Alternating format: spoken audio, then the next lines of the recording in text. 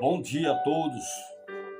Eu desejo também uma ótima tarde e uma boa noite, um ótimo sábado, bom final de semana, um ótimo mês.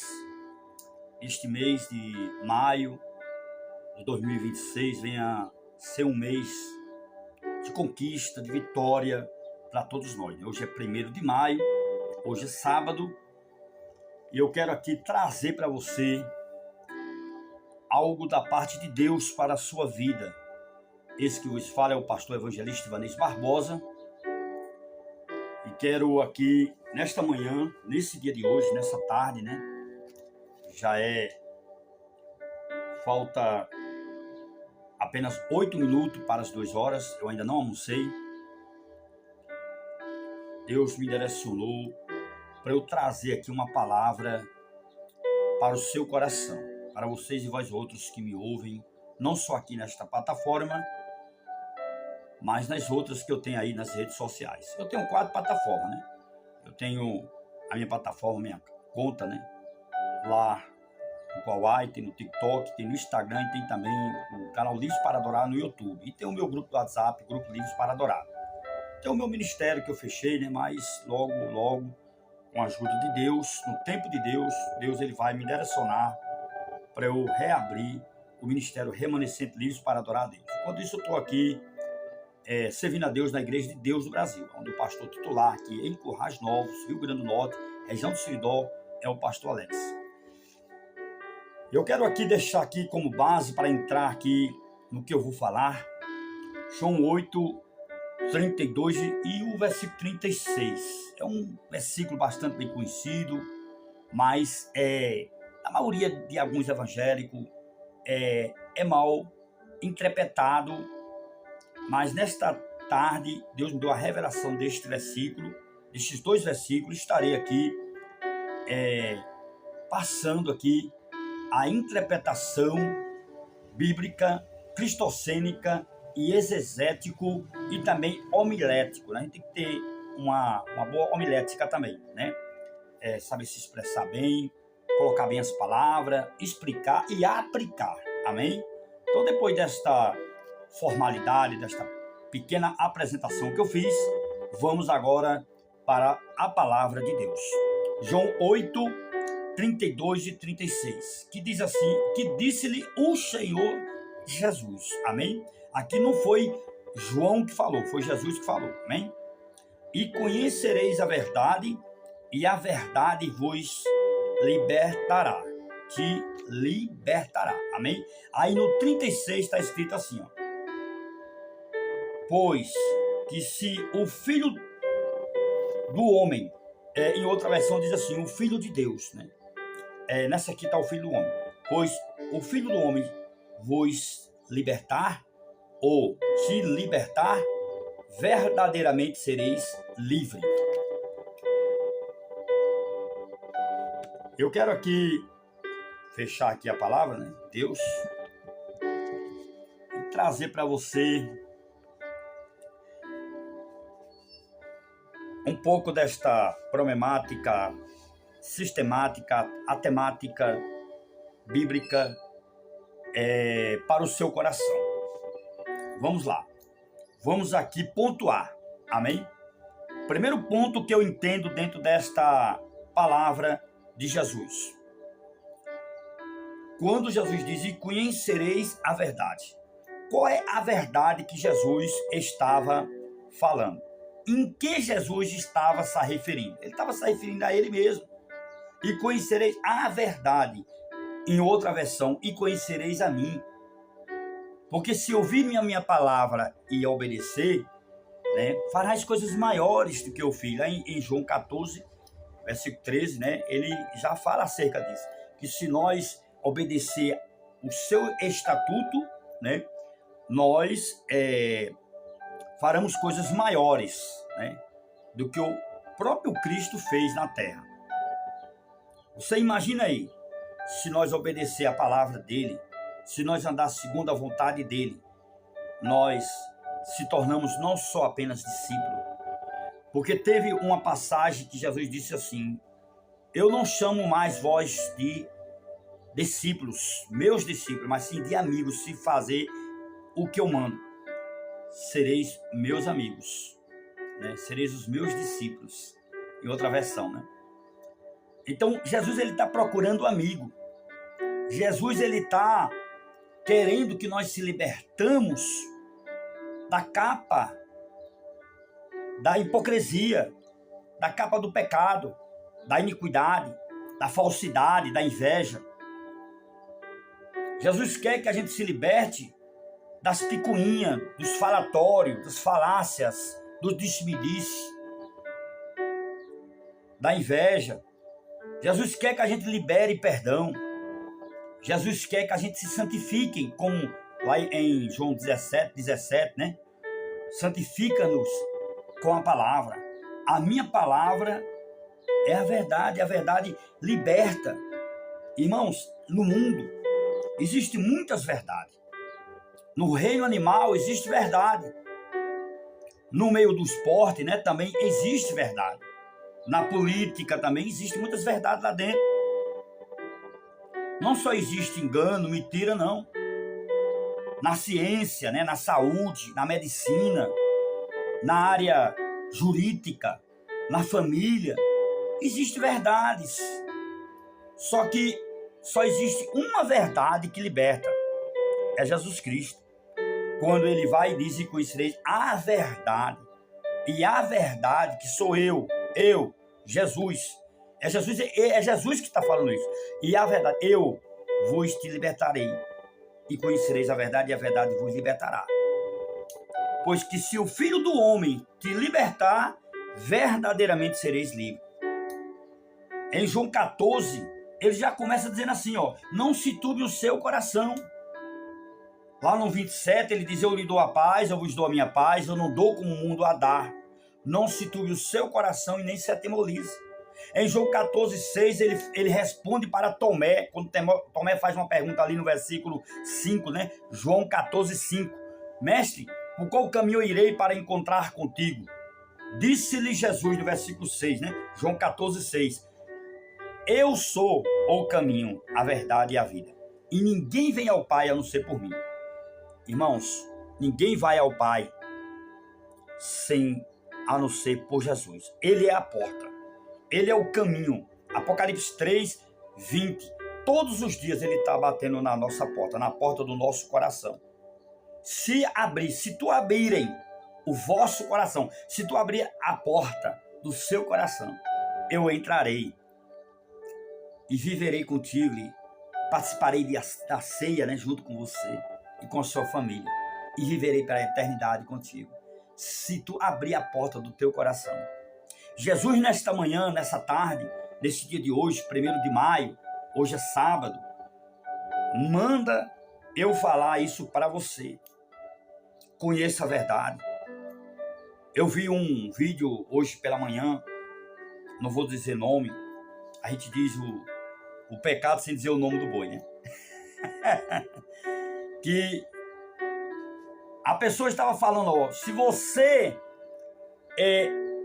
faz parte de uma igreja e você lê a Bíblia, e dentro da Bíblia você vê que na igreja não tem espauso bíblico, né? Não está pautado na palavra aquela doutrina da igreja, né? Aqueles costumes, as regras, né? Que a igreja criou, né? O estatuto da igreja, e você começa a questionar, a graça desaparece de ti. Misericórdia, irmão. Quer dizer que a graça de Deus, que é Jesus Cristo, ele vai se afastar de mim se eu ler a palavra dele? Olha que contradição diabólica, macabra, de ensinamentos deturpados, prostituído e adulterado, de algumas igrejas pregando aí um evangelho fajuto, um evangelho de massagem no ego, um evangelho que não traz transformação e nem traz muito menos cura para a alma. Que se for ler a palavra, a graça se afasta da gente. É o contrário. Se você ler a palavra, é que a graça cola em você. Quanto mais você se aprofundar na palavra de Deus, mais o Espírito Santo de Deus, ele vai fortalecer você. Ele vai nos fortalecer. O Salmo 119, verso 105, né? Está lá escrito: lâmpada para os meus pés, para os nossos pés, né? É a palavra. É a sua palavra. Guardei a sua palavra em meu coração. Salmo 119, verso 11, né? Guardei a sua palavra em meu coração para não pecar contra ti. Foi Davi que falou isso. O rei Davi, ele recitou vários versos em relação a respeito sobre a graça. O Salmo fala muito sobre os atributos de Deus. Jesus, ele disse nos evangelhos que o povo de Deus perece por falta de conhecimento. Mateus 22, 29, Jesus disse assim, ó: errai por não conhecer as escrituras sagradas. Errai por não conhecer o poder de Deus. Muitos erram porque não quer conhecer, né, o conhecimento, não quer ter o conhecimento da palavra de Deus, porque alguns chegam a dizer assim: mas se você for buscar o conhecimento, né, você vai perder a graça. É melhor, irmãos, que vocês fiquem na simplicidade do evangelho. Quando alguém dizer aleluia, você diz aleluia. Quando alguém dizer glória a Deus, você vai dizer glória a Deus. Quando alguém dizer amém, irmão, você diz amém. Fica na simplicidade, não precisa buscar o conhecimento. O Espírito Santo de Deus, ele vai revelar em seu coração o que você tem que dizer. Eles pegam aquele texto isolado, sem contexto, quando Jesus disse assim: não se preocupeis quando ir, pois no abrir da tua boca, o Espírito do Senhor, o Criador, né? O Espírito de Deus falará por ti. Não se preocupe o que você vai falar. Aí eles pegam esse texto isolado, no estudo do contexto, e aí cria pretexto para formar heresia. Irmãos, isso é uma grande heresia. Não estudar teologia, você tem a graça, mas se você estudar teologia, você perde a graça. Depende da teologia que você está estudando, porque a Bíblia Sagrada, independente da forma como você estiver lendo, se você interpretar do seu jeito, do jeito que você quer, porque a própria Bíblia é de alta interpretação, ela mesma interpreta por ela mesma, a palavra de Deus. Agora, se você interpretar errado, ela serve para matar. Ela pode matar, sim. A palavra de Deus, ela pode dar vida e pode também tirar a vida. A palavra de Deus, ela pode dar vida. Desde que você tenha uma boa homenêutica bíblica, né? Uma boa exegese bíblica. Você tem que ter um conhecimento profundo das Escrituras para saber o que vai falar para as outras pessoas que lhe ouvem. Ah, irmão, mas eu faço parte de uma igreja que não tem um costume de estudo bíblico. A gente recebe a revelação quando dobramos o joelho, a gente ora e Deus revela, e a gente fala aquilo que Deus revela em nosso coração. A gente crê assim. Quer dizer, tem igreja que ela tem esse tipo de doutrina. É proibido estudar a palavra de Deus. Tem muita coisa em uma igreja como essa, alguns comportamentos éticos, né? Porque o diabo, quando ele vem, irmãos, ele traz uma falsa paz. Nem tudo que reluz é ouro, nem tudo que brilha, né, é diamante, é esmeralda, é prata. Nem tudo vem de Deus. Nem tudo também que Deus revela a gente deve dizer a todo mundo, porque nem todo mundo também está preparado para ouvir tudo. A gente temos que ter discernimento. Temos que pedir a Deus estratégia. Um dos dons que a igreja está perdendo, que está desaparecendo no meio das igrejas, é o dom de discernir. E lá em 1 de João, capítulo 4, João fala o que Jesus disse, que nós não devemos julgar o profeta, mas sim observar e julgar as profecias. Temos que julgar as profecias, não o profeta. Temos que julgar o espírito, sim. Há muito espírito de engano, né? No meio de muitas congregações. Muitas igrejas que se diz que é de Deus e não é de Deus. Porque o próprio Jesus já nos alertou sobre isso. Ali no livro de Mateus 7, né? É só você ler o capítulo todo de Mateus 7 que você vai entender todo o contexto. Quando chega lá na altura do versículo 21, né? Jesus disse assim, ó, nem todos aqueles que dizem Senhor, Senhor, é do Senhor, mas os que fazem a vontade do Senhor. Em outra versão diz assim, mas aqueles que meditam, né, na palavra do Senhor, esse sim pertence ao Senhor. Quem pertence ao Senhor é quem conhece a palavra do Senhor. Quem é do Senhor é quem lê a palavra, quem medita, quem estuda, que pratica. Por isso que Jesus disse, conhecereis a verdade, conheça a verdade. E aí uma vez você conhecendo a verdade, você vai se libertar das meninices, das crendices, né, das tradições. Hoje a gente vê nas igrejas que as pessoas preferem obedecer mais uma tradição da igreja do que a palavra de Deus. A palavra de Deus está sendo banalizada dentro da casa de Deus. A palavra de Deus está fora de muitas igrejas, aonde que determina é o homem, o Deus Mamon, é o Deus do dinheiro. O Deus Mamon, né? Ele é o Deus do dinheiro. É ele que a adoração está indo para ele, para o Deus do Mamon. Não está indo para o Deus Espírito Santo, para o Deus Pai, né? Para o Deus Filho. Não está indo. A Trindade, ela não está sendo mais respeitada na maioria de muitas igrejas que se dizem que é evangélica. Existe a igreja evangélica cristã, existe a igreja evangélica religiosa, existe a igreja evangélica protestante.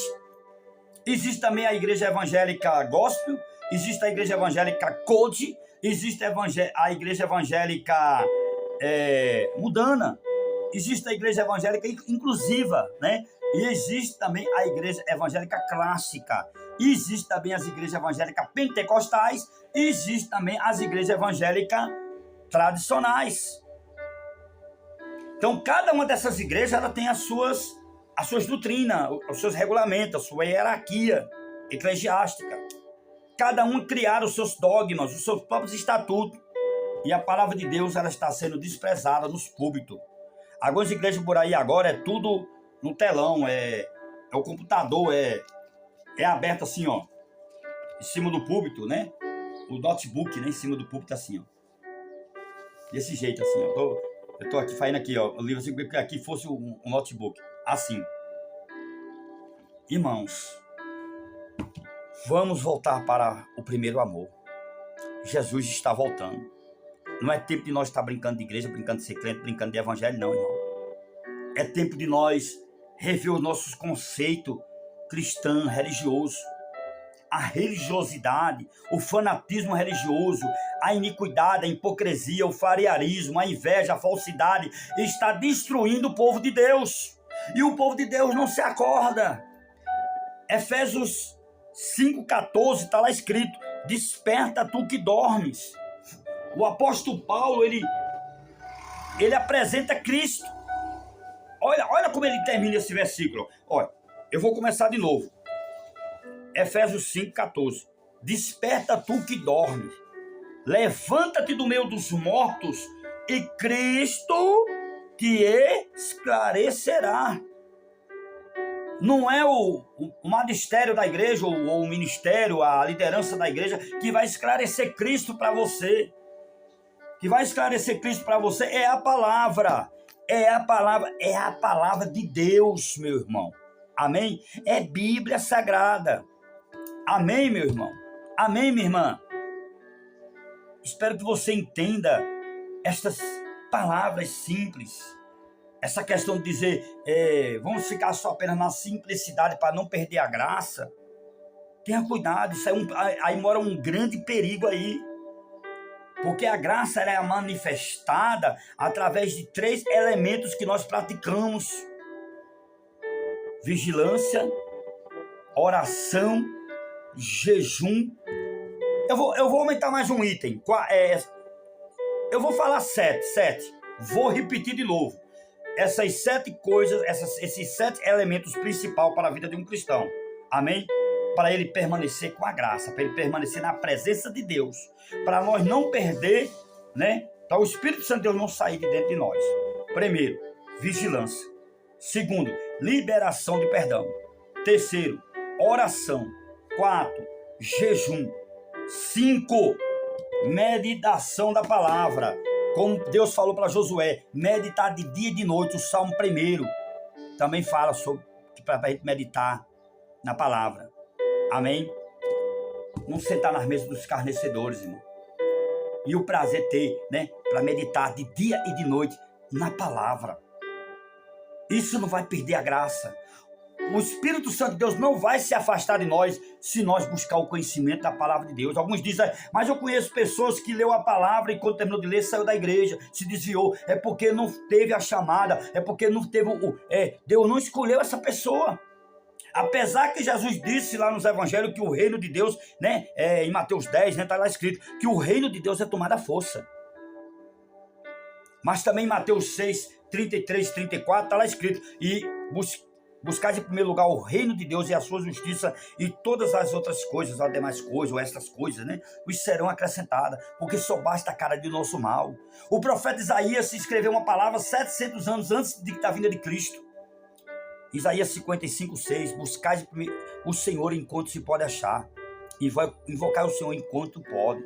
Mas é buscar o Senhor em quê? Em oração e meditação na palavra de Deus, irmão. Amém? Lá no Apocalipse o nome de Jesus se chama Palavra de Deus. E o nome de Satanás, que significa adversário de Deus, né? Lá no Apocalipse se chama Apolion, que significa destruidor. O inimigo da nossa alma, ele está vendo uma brechinha para entrar, para esfriar você, para colocar iniquidade em você, para você se apostatar da fé. A maioria das igrejas hoje estão se apostatando. Há uma grande apostasia nas igrejas, principalmente na igreja brasileira. Trabalhando na Europa morreu. O evangélico se esfriaram na fé. A iniquidade, se cumprindo o que Jesus falou em Mateus 24, versículo 12 e 13, que se por se multiplicar a iniquidade de alguns, o amor de muitos esfriarão, mas aqueles que perseverar até o fim será salvo. Persevera até o fim, irmãos. Permaneça firme, meditando na palavra de dia e de noite. 1 Tessalonicenses 5, 17, 18, está lá escrito: orai sem cessar, em tudo dê graça, porque esta é a vontade do Senhor Jesus. Romanos 8, 28, todas as coisas contribuem. Outra versão diz assim: todas as coisas cooperam para o bem daqueles que amam a Deus e para aqueles que foram chamados para o seu decreto. No 26 diz que o Espírito do Senhor Jesus nos intercede com gemido inexprimível. Em João 8, 1 diz que nenhuma condenação há para aqueles que estão em Cristo Jesus, mas para aqueles que fazem a vontade de Cristo, não a vontade da carne. Coloca a capa para fora, irmão. A capa da iniquidade, do pecado, como diz lá em Colossenses 3, né? Lá em Gálatas 5, do 16 ao 26, trata ali sobre a obra da carne, a obra do Espírito. A luta da carne contra o Espírito é constante, é direta em nossa vida. Nós temos que estar revestido, como diz lá em Efésios 6, do 10 ao 20, né? Nós temos que estar revestido de todas as armaduras de Deus para que a gente venha suportar os dias maus, irmão, como diz lá em Mateus 6, 34. A nossa luta, né, Efésios 6, 10, né?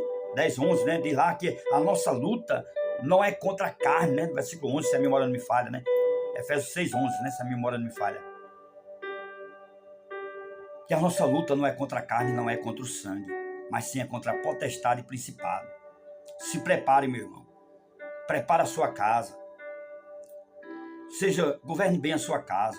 Aquele que governa bem o seu lar, como vai governar bem a casa de Deus se você não governa nem a sua própria casa? Lá nas cartas de Timóteo, que é uma carta pastoral, fala acerca disso. Paulo, ele trata sobre isso, né? Lá para a igreja lá de Timóteo. Serve para os nossos dias de hoje.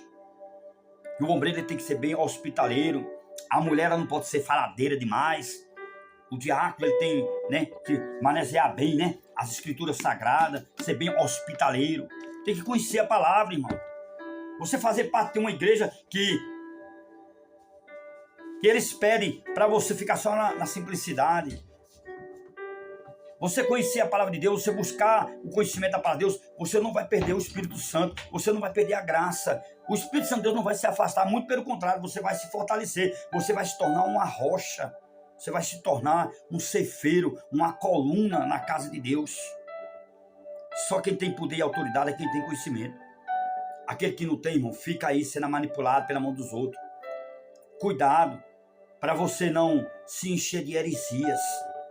Cuidado para você não buscar conhecimento distorcido, deturpado da palavra, que é o contrário da palavra de Deus. Tenha muito cuidado, vigie. Jesus está voltando, amém? Para concluir aqui esse assunto, eu quero dizer para você, meu irmão, que a palavra de Deus, ela tem que estar em primeiro lugar na nossa vida. Mas também é importante também a oração. É importante também a vigilância.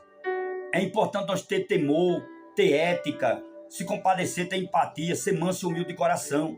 E aí eu fecho aqui com chave de ouro, né? Dando nó para o inimigo não desatar. Usando o texto de Mateus 11, 28 e 29, que está escrito assim, ó. Venham todos aqueles que estão cansados e oprimidos e sobrecarregados, e eu vos te aliviarei. Aprendei de mim, que sou humilde e manso de coração, e o meu jugo é leve, é suave. Aprendei de mim. Jesus manda nós aprender com ele. Aí como é que você vai querer dar ouvido à voz do inimigo, irmão? O diabo ele não vem não, ele manda o secretário. E o secretário às vezes está dentro da sua própria casa, usado pelo inimigo dentro da sua própria casa, ou às vezes dentro da casa que você diz que é casa de Deus, porque a casa de Deus é eu e você. Atos dos Apóstolos 17, 24, está lá escrito que Deus ele não habita em templo feito por mãos humanas. Deus ele habita dentro de mim e de você. 2 Coríntios capítulo 5, versículo 17, 16, 17, está lá escrito que as coisas velhas já passaram, eis que hoje tudo se fez novo, né? Tudo se fez novo, as coisas velhas já passaram. Tudo se fez novo, tudo se faz novo na nossa vida. Quando as coisas velhas, né, a gente bota para trás. Eis que hoje tudo se fez novo. Nós somos nova criatura e nós se tornamos templo e morada do Espírito Santo, amados e amadas. Então vamos caminhar na marcha da fé, fazer como Pedro diz, né? As cartas de Pedro, que quando alguém, 1 de Pedro 3,15, se a memória não me falha, alguém vier fazer alguma pergunta sobre a sua fé, você tem que você tem que ter conhecimento para você responder segundo aquilo que você aprendeu. Você tem que usar isso aqui.